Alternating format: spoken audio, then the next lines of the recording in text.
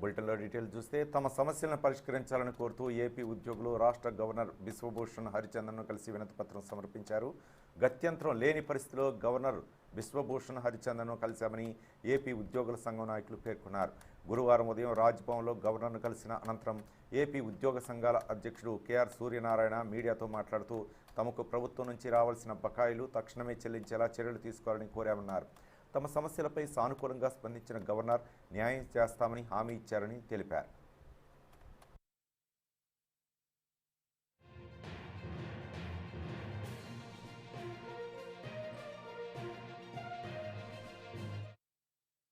కావాల్సినటువంటి ఆర్థిక ప్రయోజనాల విషయంలో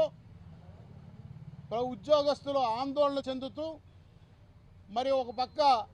ఉద్యోగ సంఘాలుగా మేము ఏదైనా ఉద్యమం చేద్దామంటే వాటికి ప్రభుత్వం అనుమతించకుండా నిర్బంధం విధిస్తూ, మరోపక్క కొంతమంది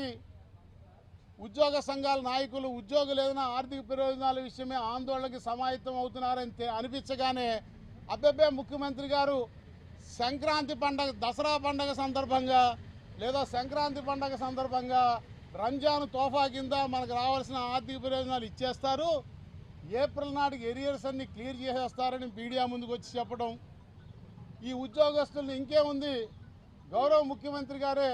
అన్నీ ఇచ్చేస్తానప్పుడు మళ్ళీ ఉద్యమం ఎందుకనేటువంటి రకంగా ఉద్యమించాలనుకున్న వాళ్ళ మీద నీళ్లు జల్లేటువంటి విచిత్ర పరిస్థితులు ఈ రాష్ట్రంలో నెలకొని ఉన్నటువంటి ఉద్యోగ సంఘాల వ్యవస్థలో ప్రభుత్వం ఆడిస్తున్న 4 స్తంభాల ఆట కారణంగా ఉద్యోగులకి రావాల్సిన ఆర్థిక ప్రయోజనాలన్నీ ఎక్కడికక్కడ స్తంభించిపోయి,